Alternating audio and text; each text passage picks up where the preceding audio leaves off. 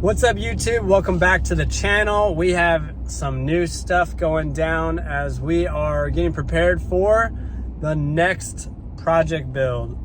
I ended up selling the E92 M3. For those of you that have been on the channel for a while, it's super fun having you guys get engaged with the comments and talking to you guys on like Facebook and Instagram. It's pretty cool getting plugged into these little communities.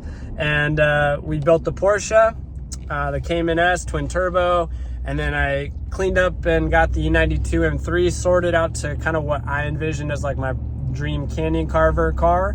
I ended up selling it to a friend of mine, so he's gonna enjoy that. And now we're on to the next project. So today we're gonna go meet with some people that are in the Treasure Valley here in Idaho, and we're gonna be talking about what is to come for this vehicle. Now, you guys probably haven't seen or heard, I haven't really said anything about what we're building, but it's gonna be sick. And it's gonna be something quite a bit different than what I have built before. And for those of you guys that know, a little, I guess, teaser would be that I had a Gen 3 Raptor, okay?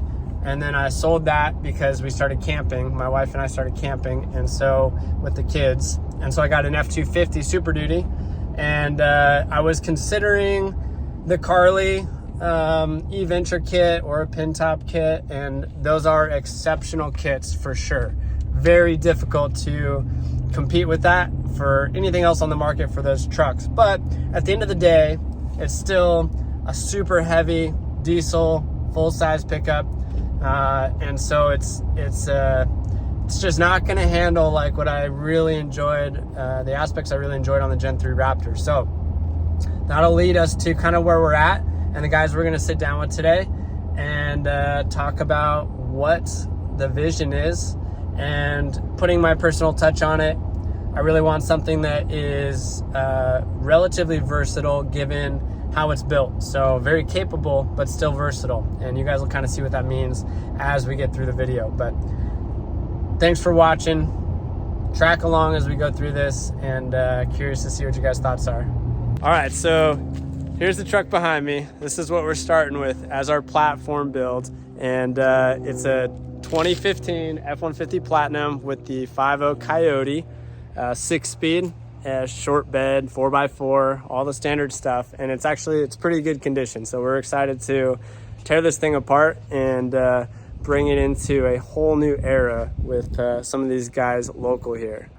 All right, so tell me a little bit about who you guys are, what you're all about. Obviously we have a little bit of a hint here behind you, which is absolutely dead sexy.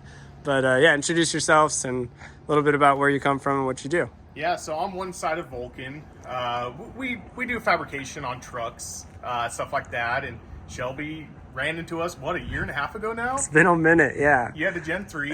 Yeah. And, we were just kind of one of those things that was like, hey, I need something like that. And so, as crazy as it sounds, the dude went out and bought a truck. Did it. They told me what to get, so I followed your guys' advice. Yeah. And here we are. We're going to be kind of chopping it up. Yeah, we're gonna make it one step below this thing. So right. Not quite this level, but not much different at the end of the day. And what's kind of where did this thing start as? Because I know they're gonna be like, what is that thing? So, I mean, originally we started off with a lot of bolt-in parts on this. It was a lot less fabrication on things. As time evolved, money, budgets, everything like that, and the want. I had a real deep itch. I don't know where it came from, but I just had this deep itch. I wanted a fast desert truck. I didn't have any friends that had them, and I was just it's not really a big market here yet, but there's a ton of people with off-road trucks, which is interesting. Yeah. And there's so much desert. Yeah. And so I just had this deep itch, and I had this truck, and so it would start off with, it actually had a 5-inch like lift kit on it at one point. And then I got bored of that, and so I put a rooftop tent on it. Yes. Went that route, and then I'm like, I want to jump it, so I put bigger suspension on it with a tent on it. I jumped it a couple times, and then I'm like, okay, I like the jump life. So I ended up just going all out one time. I ordered, I don't know, upwards of $30,000 worth of aftermarket parts. And literally I had a shop over on the other side of Meridian, and literally I just started cutting stuff out of this. And now it's become somewhat of a masterpiece. Yeah. What did it start? What's the body, or what's the cab? So this is a 2017 F-150 XLT truck with the 5-liter in it. With the Coyote? Coyote, which is what you swear by, huh? Yeah. All right. That's where it's at. You that get V8. You get that V8 sound on that V8 power, and then you have the chances of, you know, supercharging it and boosting it. A little bit more power then, huh? We'll sneak around the front. I'll show you a little peek-see of what's going on. Cool. But this side of the truck will kind of give you a better idea of the amount of fabrication that's going on. Gosh. So, full tube chassis essentially. There's a lot of frame rail underneath, but a lot of it's tube chassis. It's got half of a frame rail. Yeah. What's kind of your guys' inspiration for some of the direction this truck has gone now that you've had it for some time and starting to massage like the end point vision with it? We want it to go fast and not die if we crash it. Yeah. Which I've seen it do firsthand. Yeah. Yeah. And it's pretty dependable, huh? It is. I mean, at the end of the day, I mean, we could street this thing. There's just endless amounts of, you know, reliability behind it because of the quality of work that we do. So, yeah, Brandon likes to test stuff pretty hard. Yeah. He doesn't let off the gas too often. So Shelby, if you look in the front of this grill, you might see a little something. You might see a little 5-liter engine under there with a supercharger attached to it. Oh my goodness. Have you guys got a little bit of a ballpark of what you're putting down with her? So I had this package spec'd out from VMP Performance. They're estimating 900 crank horsepower. Oh my goodness. Yeah. Yeah, it's running a full fuel system, E85. Gosh. And do you have any idea what the truck weighs roughly? I don't. We were gonna get on. It'd be interesting, huh? Yeah. If I had to guess 6,000s. 6,000-ish? Yeah. Yeah. It's heavier than a stock truck. Yeah. They usually end up being that way with all the additional Open gussets. Up that driver door and kind of get a peek-see of what's going on in there. I might need your explanation on this because I don't know what I'm looking at. Okay. Stuff is high tech. So we basically have a standalone wiring system in here. We're going to be using paddle shifts to drive this truck. Essentially, we have a shifter out of a Mustang. Nice. I think it's a 2017 shifter out of a Mustang. All the way back is what am I trying to say? Manual mode. And then we're going to use paddle shifts to drive this carbon paddles. Yep, huh? Carbon paddles. Did you guys fab the whole dash pretty much, all the aluminum? Yeah, so this was a last year's project for a car show that we did. It's just in a raw form, but there's a lot more fit and finish work. And you're seeing this thing in a real natural form. This is not polished for this video, so you're just kind of seeing the real deal. Yeah, you're seeing it in real life. This is as it's being built. Yeah, as it's being built. This is nothing that was polished. And now tell me a little bit about kind of you guys. So you're kind of like the visionary, as I understand it, and you're kind of the engineer making it happen on the design, right? Yeah. So tell me a little bit about what you guys, obviously I came to you guys, I've seen what you've done with this beautiful beast. I mean, you'll get a funny story out of this. So me and him, total complete strangers. He hit me up. I think I posted something on Facebook. He hit me up and he's like, hey, we should get together. And I was like, sure, why not? You know, and we ended up, I think out in the Waihee Mountain somewhere. Yeah, out in Hemingway with his build. And before you know it, we're like, did we just become best friends type of deal? Is that scenario? That's cool. And I mean, it's just one of those things, like two like-minded people, car enthusiasts. Passion. You know, passion at That's the end cool. of the day. And it brings complete strangers all together at the end of the day. I mean, and that's what this world's about is the car culture, you know. And cool. We had a vision. We decided, a year and a half ago to kind of pursue it in a business. A year. I think it was last November. Yeah. Or sorry, the business was longer. Yeah, we decided the product's been in development for a while, huh? Trying to create a kit. Yeah, so creating. We sold this cage as like a kit. This one inside, yeah, the bolt-in, or not quite. It's definitely not bolt-in. This is the race cage. Yeah. So this. It's clean. It's not this exact cage. It's just same outer shell but different Like there's no secondary A-pillar. Yeah. It's a more simple version of it. Okay. And from there we're like, Well, let's go on with some more stuff. Yeah, get a snapshot of kind of the tie-ins on the running boards here. Oh yeah, you can, super clean. You'll see a lot of like, you know, stuff that's just like fabricated. It's all fabricated work. Well, a lot of them always look kind of disjointed. This one looks like, for lack of a better word, more OE. Yeah. Yeah, I tried pretty good with it, so I like it. It's a tight finish. Yeah, and you got tubes under the dash to tie it in. The engine cage ties through the dash, so the dash bar is fully connected straight down. Nice. So the intrusion bars go from essentially the roof all the way to the front of the truck. Nice. Same with the A-pillar, comes down to here and then continues as the engine cage primaries. I think we're upward of 30 points of contact to the frame at this point. And So she's pretty heavily gusted, you know? That's a lot. And we're still adding more. Reinforced. Nice. You know, we're still adding more strengthening. And just because we don't want to have to chop it up and restart like from, you know, so we're just like, hey, let's just add more tubes. And at the end of the day, it's kind of becoming quite the project. And then kind of looking at the truck that we're going to build over here, you guys are probably going to be having like the ability to sell a kit to other people that may want to do something similar to their truck. Yeah. Yep. And, you know, for me, like this is insane. Like this build is, you know, next level. My build, I came from the Gen 3, like you guys know, so I like the creature comforts, but I also want to be able to play and rip the truck. So having something where you can go to Starbucks and I can go to an appointment with some clients and then I can go rip out in the weekend with my son and still have some of those creature comforts intact. I won't go as crazy as you guys on the interior, but having the performance and functionality on the chassis side is going to be absolutely incredible. And I think there's a ton of guys in the same boat in their 30s, 40s. They're like, I want a truck. I don't want to go spend 85 grand on a Raptor. And there's great platforms already available.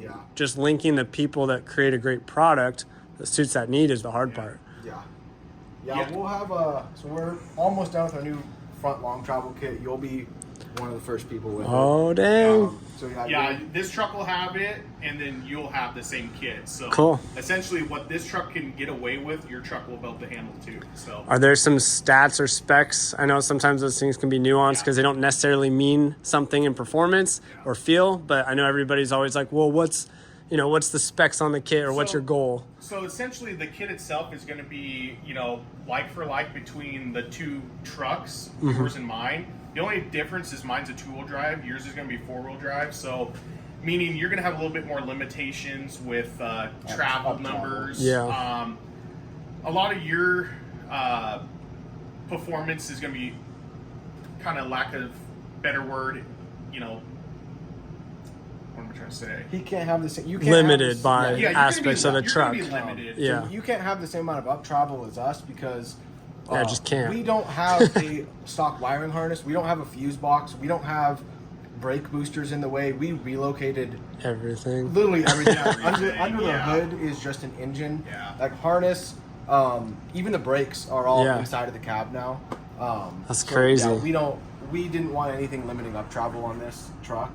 And that's where you see the true performance. Is that up travel on these trucks and not only that, this thing will almost sit stock height, like your height. Yeah, I remember rolling up to you guys. It's just like unreal looking. You're going, wow, this thing pulls 18 and a half inches in front wheel travel, but you're like, where does it go? That? You know, here's a little sneak peek of some of the tuck you guys achieved. That's 28 and a half inches in the back.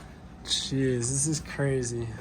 And this is a variation. We might be going with a little different rear end because of my needs as a dirt bike, mountain bike guy. I still want to go camping with the kiddos and stuff. So we're going to have a little more practical approach for me and my daily needs. But this truck shows kind of where you guys can go with it, which is just insane. Yeah. I mean, we could get your Stark and, you know, lay it up here, you know? I like that idea. You know, engine bikes, not so much, but the electric, you know, we could strap that thing right up to it. Cool. Put it in the back seat. Take it away. So what are you thinking? So probably a full bed cage in the back, full length. And you want to tie into like as many. Yep, tie in as many of these. We're probably going to tie it directly to the frame as well because I don't trust those points. Yeah, these are only locators. I mean, we'll tie in to the direct frame. Okay. It's not the best to actually rely on that whole load of your shock path going in through the bed cage. Okay. And relying on these bed bolts. The difference between like We found out on my build. Should I keep the box or what? I mean, just I like it. You know, I would say throw some, snack packs in there. Some beers, good to go. Yeah. Yeah, some gummy bears. And so, like, since I'll have, the ability to try and get a dirt bike in there, so we'll probably have like a little bit of this, and then would it go up or down or around the perimeter? So and then this triangulation is this point, especially when we put fiberglass on here. Is Oh, gonna be yeah. weak. Like you can. so we can if I was kind of to tie grab in the it- fiberglass to it a little bit, or So the fiberglass would be tied into the OEM bedside. Okay. And then the OEM bedside would be be tied reinforced. into the bed cage. Okay, sweet. No, that'll be great.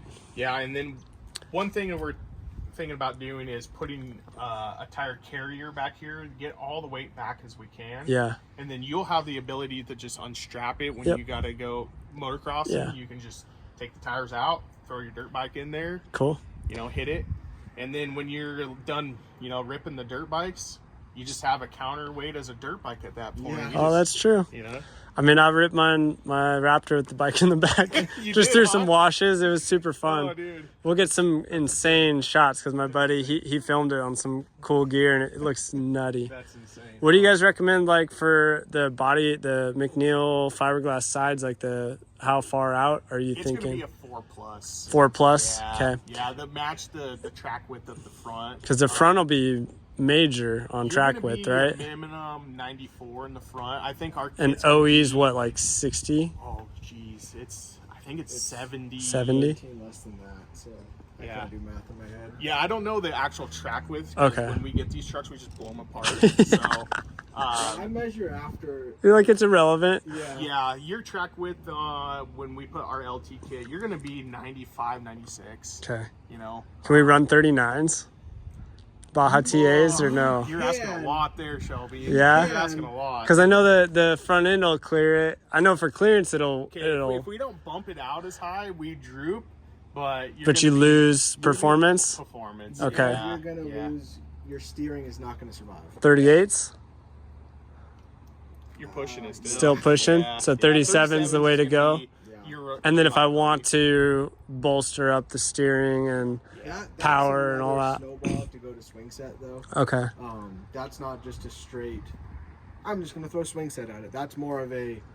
Oh shit! I gotta throw swing set. At yeah, it kind of thing. okay, There's another hiccup with swing set. okay. So aim for the 37s. Yeah, 37 is going to be your golden. Okay. Your golden. Is that what are you guys running on that one? So this one is 37s. We're building this one out for 40s. Are you? Yeah, Oh we're my going to clearance gosh. everything out for 40s. This is gonna be nasty. That's why we had to go with the big one-piece hood on it. Yeah. It stretched the whole vehicle out in the front 3 inches. Wow. Because what was happening is we're bumping out that front tire so high out, and Yeah. then by the time we lock the lock, we were crashing into the headlight bezel. The headlights and the even part of the cab we were running into. Yeah, we had to get rid of the core support at the top because by the time we bumped out high enough, Yeah. The core support was like a limiting factor with Yeah. 37s. yeah. And I know one thing a lot of people talk about is like when you go long travel, you eliminate functionality in turning radius. You are going to lose. So you a little lose bit of some your of that. turning radius. That's Is it- due to the fact that the track width is so wide. Your And- steering angle will be the same, but the radius is different because So of the width. Okay. Yep. And the way that we position our uniballs on our arms, Luke likes to keep his uniballs in a flat orientation Yeah. rather than a vertical, which would The bolt position. the bolt position, which would keep your steering More in limited alignment. by Okay. the time you would max out your uniball. Gotcha. Yeah. Interesting. Cool. Yeah.